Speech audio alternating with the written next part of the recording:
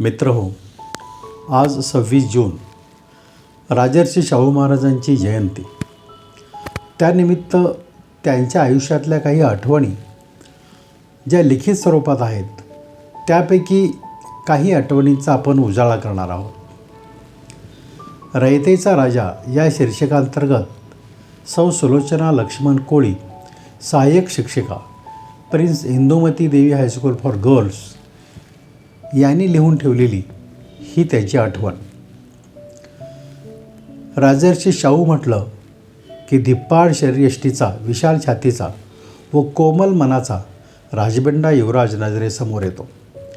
अशा या महाराजांचा जन्म 26 जुलै 1874ला कोल्हापूर येथे झाला. सन 1894 ते 1922 हा शाहूंच्या कार्याचा कालखंड होता. या अल्पशा काळात त्यांनी अनेक सत्कृत्य केली.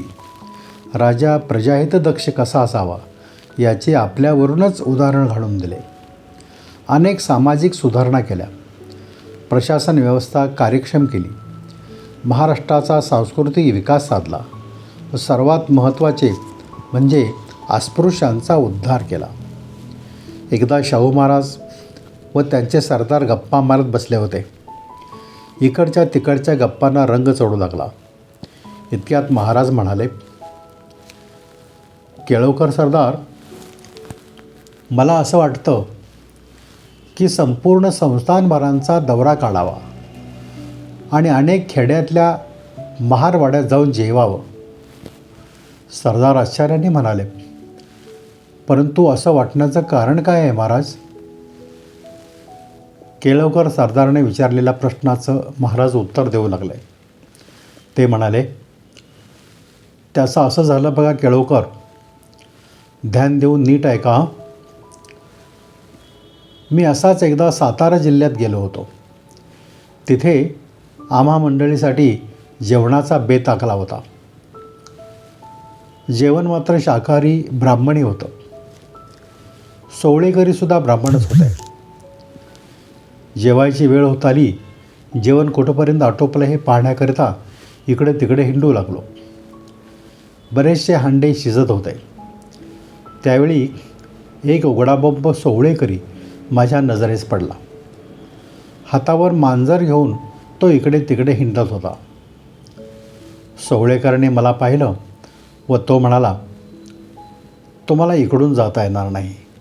शिवाशिव झाली म्हणजे सगळाच घोटाळा होईल. हे शब्द कानावर पडताच क्षणभर मला काही सुचेनासे झाले. काळीच कापल्यासारखं झालं. मनात आलं, मांजरापेक्षा मी हीनदर्जाचा आहे. मी छत्रपती अधिपती असून देखील माझा अपमान होतो, तिथं अस्पृश्यांचा किती अपमान होत असेल. आणि म्हणूनच मला वाटतं की महाराजांच्या पोरांना जवळ घेऊन जेवावं, त्यांचं दुःख हलकं करावं, त्यांच्यामध्ये असणारी कमीपणाची भावना नष्ट करावी. मित्रांनो, या छोट्या प्रसंगावरून शाहू महाराजांच्या मनातील अस्पृश्याबद्दलची भावना आपल्या लक्षात येते.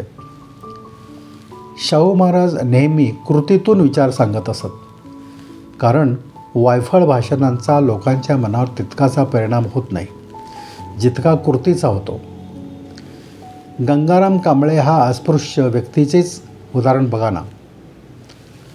कांबळे हा जातीचा महार होता. अस्पृश्य होता. मनाने गुणाने तो चांगला होता. परंतु अस्पृश्यतेचे चटके त्यालाही बसत होते. उदरनिर्वाह चालवावा म्हणून महाराजांनी गंगारामास हॉटेल काढण्यास मदत केली. इतकेच नव्हे तर महाराज गंगारामच्या हॉटेलातच चहा पित असत. महाराजाबरोबर अनेक सवर्ण मंडळी येत, तेही गुपचूप चहा पित असत. कृतीतून सुधारणा हा मंत्र त्यांनी जनतेला दिला होता. राजर्षींना महार, मांग, चांभार यांच्याविषयी जशी आस्था होती तशीच आस्था गोरगरिबांबद्दल देखील होती. गोरगरिबांचा तो राजा होता. गोरगरिबांना माणूस म्हणून जगता आलं पाहिजे असे त्यांचे विचार होते. एकदा अशीच एक गोष्ट घडली. महाराज त्यावेळी सोनतळीला राहत होते. महाराज रस्त्यावरून जात होते तेव्हा त्यांना 2 फाशीपारधी भेटले. त्यांनी महाराजांची गाडी थांबवली व म्हणाले, "अय महाराज, जरा थांब, तुला द्यायला हे ससा आणला आहे, एवढा घे." महाराजांनी ससा घेतला. त्यानंतर जेवण करायला लागले. अर्थात जेवण सशाचं होतं. नेहमीच्या वेळी महाराज जेवायला बसले. घासाला सशाचे मांस लागताच त्यांना त्या फाशेपारध्यांची आठवण झाली. त्यांनी जेवण थांबवलं, हुजऱ्याच हाक मारली आणि म्हणाले, "अरे, ते फाशेपारधी असतील तर त्यांना घेऊन ये, गाडी घेऊन जा. त्यांना जेवायला बोलवायला विसरलोच बघ मी." थोड्याच वेळात फाशेपारध्यांना घेऊन गाडी आली. हुजऱ्यांनी महाराजांना विचारलं, "महाराज, त्यांची ताटं कुठं करू?" त्यावर महाराज म्हणाले, "गाढवा, त्यांचंच अन्न मी खातोय, माझ्या पंक्तीलाच बसव ना त्यांना." महाराजांना जातपात मान्य नव्हती. स्पृश्य अस्पृश्य, अमीर गरीब, हिंदू मुस्लिम हे भेदभाव त्याला अमान्य होते. ते म्हणत असत की सगळी माणसं सारखीच असतात, त्यांच्यात भेदभाव कसला? सर्वांच्या रक्ताचा रंग लालच आहे ना, मग ही शिवाशिव कशासाठी? पण त्यांच्याकडे कोणीच लक्ष देत नव्हते. कित्येक वेळा महाराजांचा सुद्धा अपमान होई. तेव्हा ते खूप विचार करत व म्हणत, जिथे महाराजांचा अपमान होतो तिथे महारामांगांचा किती अपमान होत असेल बघा बरं.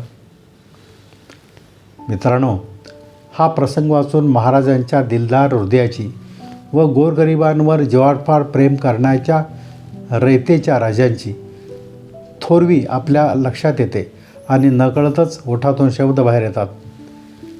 छत्रपती शाहूरायांचा, करवीरच्या अधिपतींचा त्रिवार जय जयकार, त्रिवार जय जयकार, त्रिवार जय जयकार.